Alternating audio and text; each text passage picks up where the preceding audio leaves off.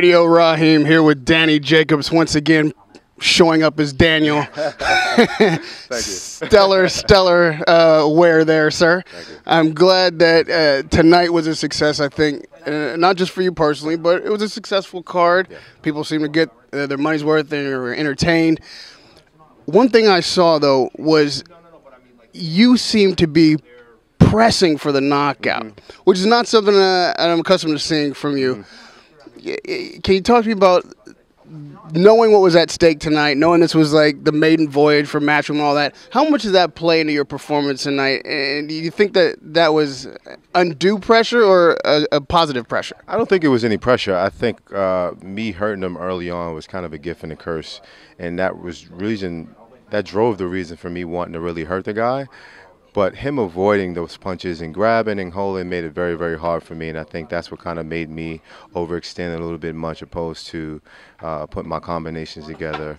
But hey, listen, you know, when a guy is in survival mode, it's really hard to be impressive. It's really hard to, you know, look good when he holds and makes it ugly. He made it an ugly fight. I mean, let's just face it. But much respect to him. We went in there and we did the best that we can do. You always can go back and say you can change this and change that, and that's what's about being a student of the game. You know, I love studying what I do wrong, and hopefully I can fix it in the future. Fortunately, I was close enough to be able to really gauge your facial expressions. You seem to be going through an emotional journey through the fight, which of course fighters do, but they don't often wear it the way you did. What's going through your mind during the process of the fight, and was this fight any different than others? Obviously, with the magnitude of this fight, even though the caliber of the fighter wasn't the biggest, but what it represented to me was so much more. I think this was the start of something that could be really, really epic with my new promotion and network behind me.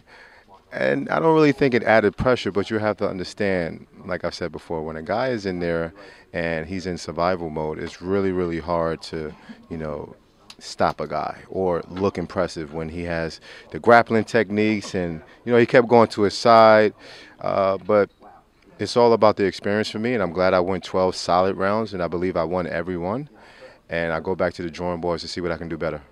Was he frustrating you? Were you recalculating? Like, I want to get into like what was happening, because I was sitting there trying to figure out what you were thinking because there's so much expression on your face. No, see, I must admit, you know, I wasn't expecting for him to run or box, however you want to put it.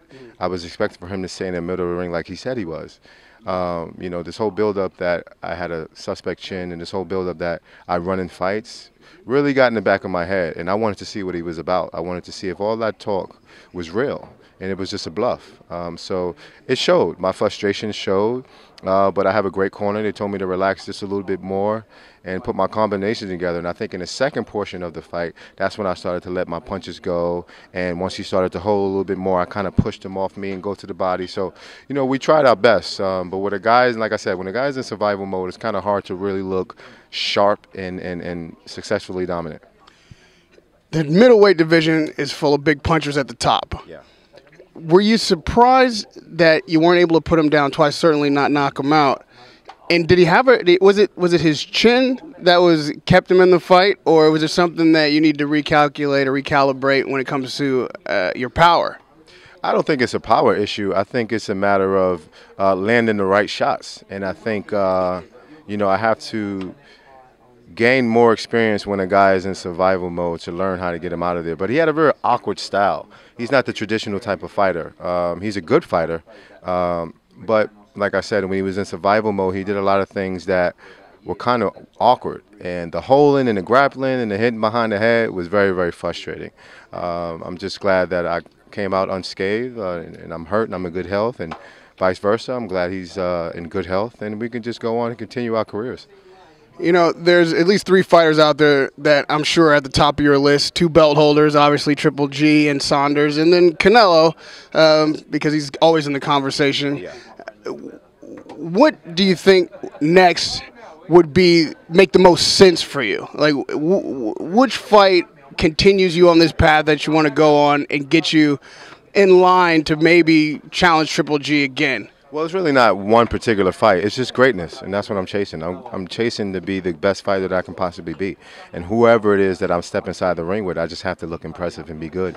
And that's how the fans are able to say this guy is the best. Obviously, they consider, maybe Triple G or Canelo to be above me at this moment, but all I can do is do my job. And, however they judge it, it's up to them. But once I step in the ring with those guys, then that'll be the telling tale. Do you put Saunders and Lemieux in the same category as Triple G and Canelo? No, absolutely not. I think they may be the B level type of guys. No disrespect to them, because they're dangerous at what they're dangerous at. B.J. Saunders is a great boxer, and David Lemieux is a great puncher. But those guys, to me, are very limited, and I think I have more attributes and.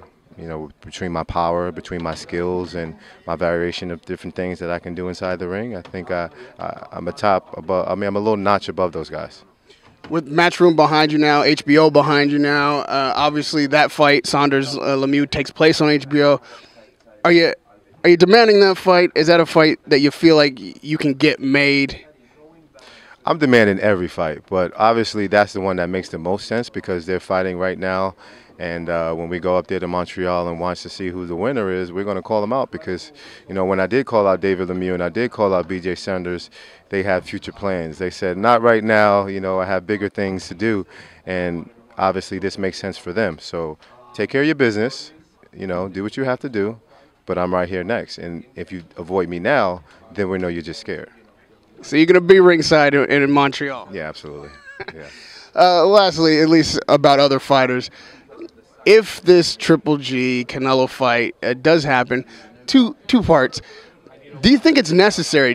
I realize the money is there and all that stuff, but was the first fight decisive enough? Is this just a money fight in the rematch? And do you see anything different happening in the second fight? Yeah, with the confidence that I have, with the experience that I have now, and the game plan that we will have in the next fight, meaning the rematch with Triple G, if it does happen, I do see a lot of things changing. I'm a confident guy now, and I know that these judges like aggression, because the hit and be hit, part of boxing is underrated. The master class where you can perform and be the Floyd Mayweather type of style fighter is kind of underrated. I guess these guys or the judges rather, like more aggression. So I'll be a little bit more aggressive in the next fight. When I said a money fight and the first fight was decisive, I was referring to Triple G and Canelo, not you. Although I did like hearing your new approach to Triple G. But does Canelo need a new approach to Triple G? And do you feel like he earned the rematch? I don't know. I don't really want to comment on that. I wish the best of them, both of them, the best of luck in their careers. But I'm just coming for them. I don't have any comments on how they can do against each other because I'm chasing them. I want to fight them.